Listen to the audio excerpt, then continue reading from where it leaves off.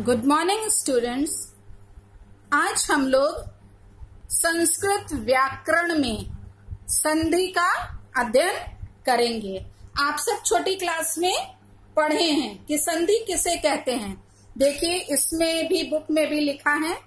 हो सकता आपकी बुक में थोड़ा शब्दों का हेर फेर हो, लेकिन परिभाषा वही रहेगी। परः सन्निकर्ष सन्निहिता, यानी संधि का सामान्य अर्थ है मेल या मिलाना। जब दो शब्द पास पास आते हैं तो एक दूसरे की निकटता के कारण पहले शब्द के अंतिम वर्ण तथा दूसरे शब्द के प्रथम वर्ण में अथवा दोनों में कुछ परिवर्तन हो जाता है। इस प्रकार होने वाले परिवर्तन या विकार को संधि कहते हैं। उदाहरण के लिए जैसे हिम और आले में हिम के अंतिम स्वर वर्ण, हिम में जो आ छिपा हुआ है वो आ, तथा आले के प्रथम वर्ण, प्रथम स्वर जो है बड़ा आ जो है के मिलने से हिमालय रूप बना। ठीक बच्चों, हिम धन आले यानी हिमालय मिलाने पे हुआ। यह संधि स्वर, व्यंजन और विसर्ग के भेद के कारण तीन प्रकार की होती है: स्वर संधि, व्यंजन संधि और विसर्ग संधि। इन तीनों प्रकार की संधियों का संक्षिप्त परिचय निम्नलिखित है। बच्चों, आपके कोर्स में स्वर संधि, व्यंजन संधि और विसर्ग संधि तीनों संधियां हैं, लेकिन उसके सब भेद को नहीं पढ़ना है। उसमें से हमें केवल कुछ संधियां पढ़नी है। जैसे स्वर संधि में केवल 3 है, तो हम लोग ये तीसरे में का पहला भी हम लोग पढ़ेंगे। परिभाषा लिखा है स्वर संधि की कि स्वर के साथ स्वर के मेल को स्वर संधि कहते हैं। मतलब दोनों स्वर, जैसे उदाहरण के लिए दिया विद्यार्थी, विद्या प्लस अर्थी, विद्या में का दा में का आ, विद्या में का आ और अर्थी में का दूसरे वर्ण का पहला, दूसरे शब्द का पहला वर्ण लिया जाता है ना, तो ये छोटा आ हुआ। तो दीर्घ और ह्रस्व, इसको क्या बोलते हैं? छोटे आ को ह्रस्व आ मिलके क्या हुआ? बड़ा आ, यानी दीर्घ आ हुआ। विद्यार्थी शब्द बना है बच्चों। कुछ बच्चे संस्कृत ये संधि नहीं भी पढ़े होंगे, लेकिन बच्चों आप ध्यान से इसको सुनिए और समझने का प्रयास कीजिए, तब आपको अच्छे से आ जाएगा। लिखा है, पहली आपके जो कोर्स में है वो अयादि संधि है।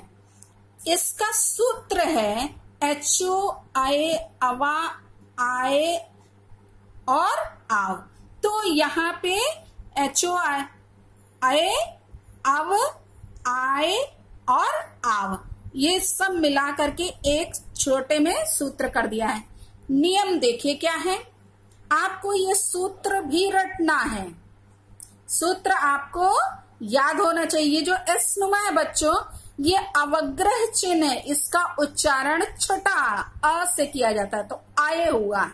इसमें आ जुड़ा है तो अवा, और फिर आए, फिर आव, ऐसे करके है। देखिए नियम, यदि ए ओ ए ओ के बाद किसके किसके ए ओ ए ओ के बाद कोई भी स्वर आए तो ए का क्या हो जाता है? आए, ओ का अव, ए का आए और ओ का आव।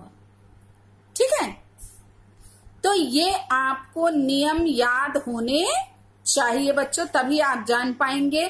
क्योंकि आपके एग्जाम में जैसे नयनम शब्द दे दिया तो पूछेगा कि ये इसमें कौन सी संधि है या संधि विच्छेद करने को, तो आपको जब मालूम रहेगा तभी आप ने प्लस अनम लिख पाएंगे। ठीक है, ये आपका जो है वैकल्पिक रूप से क्वेश्चन पूछे जाएंगे। विकल्प उसमें दिया रहेगा, उसमें छांटना रहेगा कौन सा सही है, बस टिक लगाना। देखिए हरे, तो इसका जब हम विग्रह करेंगे तो क्या होगा? संधि विच्छेद जब करेंगे तो विच्छेद जब करेंगे तो हरे प्लस ए होगा। क्या होगा? हरे प्लस ए। हरे में क्या है? ए की मात्रा लगी है, तो ये क्या हुआ? ए। ए के बाद बोला है कोई भी स्वर आए, तो यहाँ पे ए स्वर आया है। आप सब जानते हैं स्वर, जो LKG में आपने पढ़ा था, अ आ ई उ री ए ओ अंग आहा, ये स्वर हैं। तो जब क्या है, ए के बाद कोई स्वर आए तो क्या हो जाता? अभी हमने नियम में देखा था, आए में बदल जाता है। तो यहाँ पे आए में वो बदल गया, तो हरे शब्द बन गया है। क्या बन गया? हरे। आपको याद रखना क्या है? हरे धन ए इक्वल टू क्या हो गया? जब ये हरे में का ए जो है, इससे ए से मिला है, इस ए से, तो क्या बन गया? आए में बदला है और हो गया हरे। यहाँ पे है नयनम। अक्सर बेटा पूछा जाता है बच्चों, नयनम, इसका विच्छेद जो हम करेंगे वो क्या होगा? ने प्लस अनम।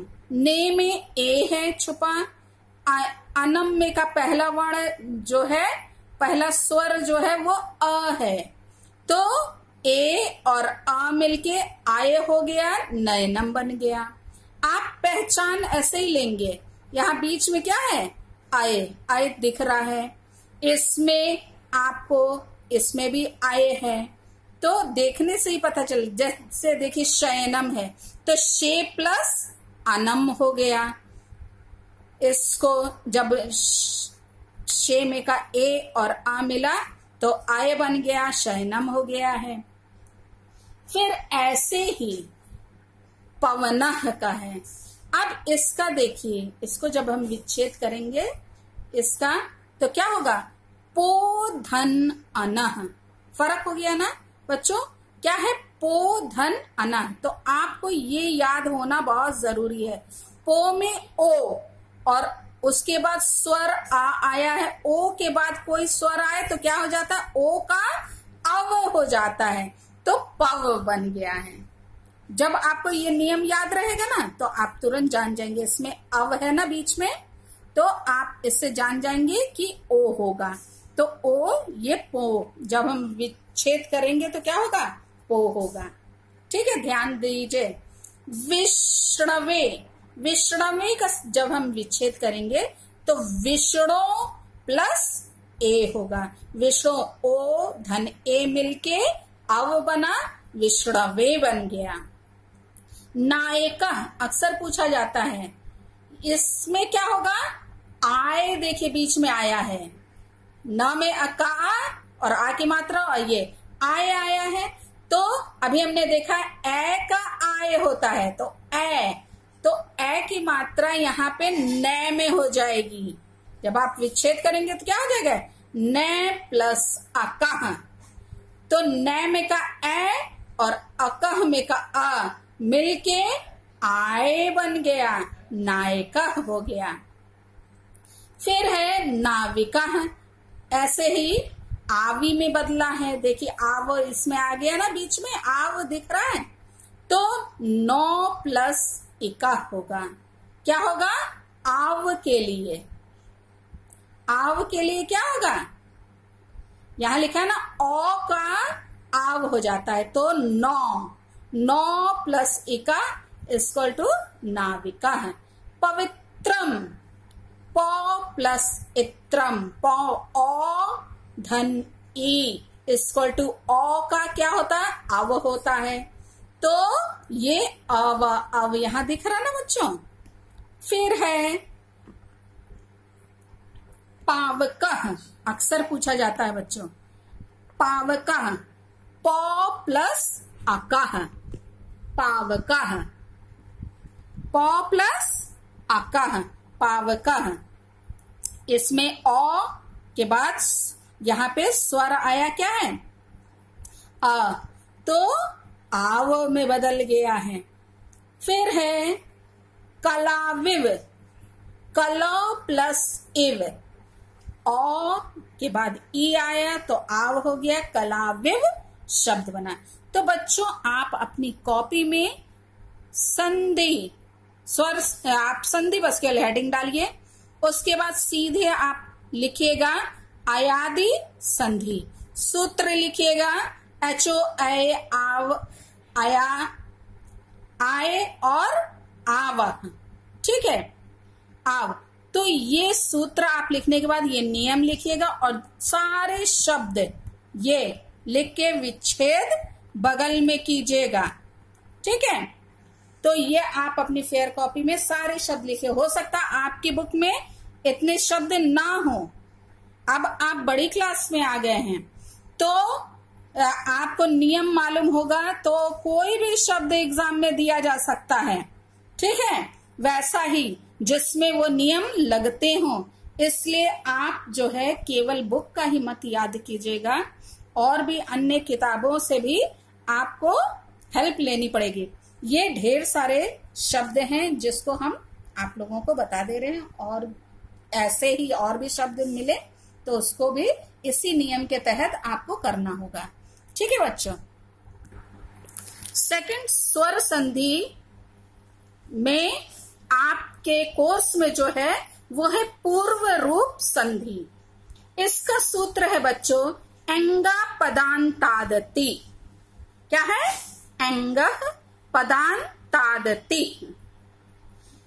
इसको आप रट लीजिएगा, क्योंकि जैसे ये शब्द हरेयव दे दिया ना, और पूछेगा इसका कौन सी संधि है और इसका सूत्र क्या है, तो आपको ये सूत्र लिखना पड़ेगा। क्योंकि आप साहित्यिक हिंदी पढ़ रहे हैं ना, आर्ट्स वाले बच्चे, इसलिए आपको ये मालूम होना चाहिए, क्योंकि ये पूछा जाता है। नियम देखिए इसका क्या है।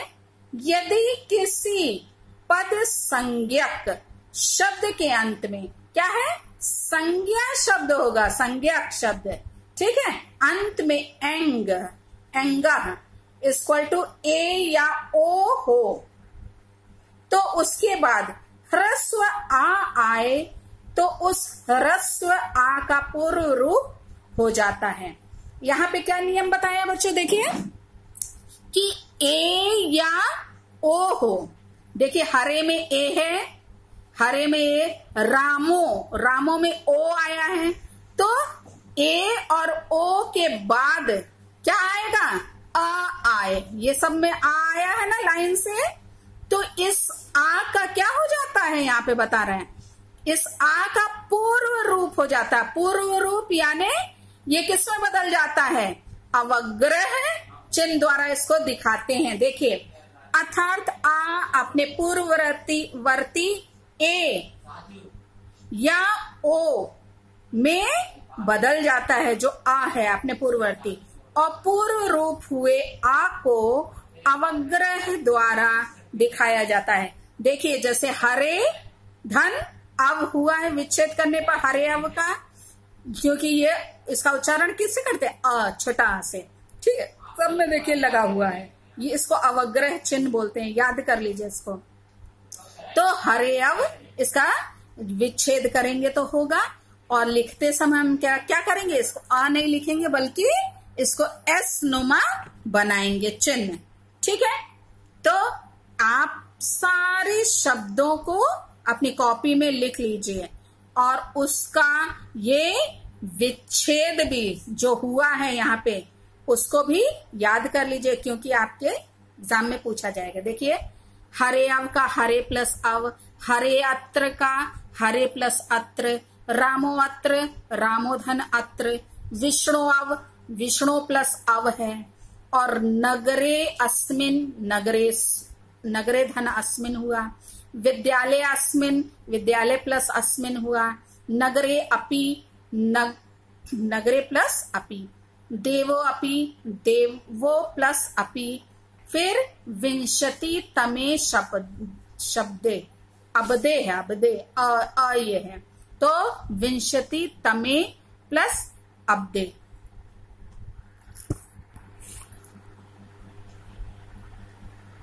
हरेयव यानी हे हरि रक्षा कीजिए। हरे अत्र मतलब होता है हे हरि रक्षा कीजिए, इसका भी। फिर है हे रामो अत्र, यानी हे राम रक्षा कीजिए। विष्णु, हे विष्णु रक्षा कीजिए। नगरेस्मिन, नगरे इस नगर में, अस्मिन मतलब होता है इस, और नगरे मतलब नगर में। विद्यालय अस्मिन इस विद्यालय में। नगरे अपि इस नगर में भी, अपि मतलब भी होता है बच्चों। फिर है देवो अपि, यानी देवता भी। विंशति तमे अब्दे, यानी 20वें वर्ष में। ठीक है बच्चों, तो ये थोड़े से ही शब्द हैं, इसको 2-4 बार आप पढ़िएगा, आपके दिमाग में बैठ जाएगा कि इसका विच्छेद कैसे हुआ है। और इसका नियम ये पक्का याद कर लीजिएगा बच्चों, ये आपका 1 नंबर तो इसी पे मिलेगा। ठीक है, ये जो इसका सूत्र है इसको अच्छे से लर्न कर लीजिएगा, लिख लीजिएगा, स्पेलिंग सही नोट कीजिएगा। दिख रहा है ना साफ बच्चों? अब हम लोग पढ़ेंगे जो है तीसरा स्वर संधि में, तीसरा आपके कोर्स में है पर रूप संधि। इसका सूत्र है एंगी पर रूपम। क्या है? एंगी पर रूपम। नियम देखिए इसका क्या है। यदि अकारांत उपसर्ग के बाद ऐसी धातुएं आए जो एंग यानी ए या ओ से आरंभ हो, तो उपसर्ग का आ धातुओं के ए या ओ से मिलकर पररूप हो जाता है। अर्थात उपसर्ग का आ अपने बाद आने वाले ए या ओ में बदल जाता है। आपने हिंदी में उपसर्ग पढ़ा है बच्चों कि उपसर्ग क्या होता है? मूल शब्द के पहले जुड़ता है। तो यहाँ पे है प्रेज्यते, प्र प्लस एज्यते। प्र उपसर्ग है और एज्यते क्या है? मूल शब्द है। तो प्र प्लस एज्यते होने पे यहाँ पे क्या लिखा है? ए या ओ से आरंभ हो। प्रे, ए है ना, जैसे उपो, ये एज्यते जो है ए से आरंभ है, और यह है ओषति जो है ओ से आरंभ है।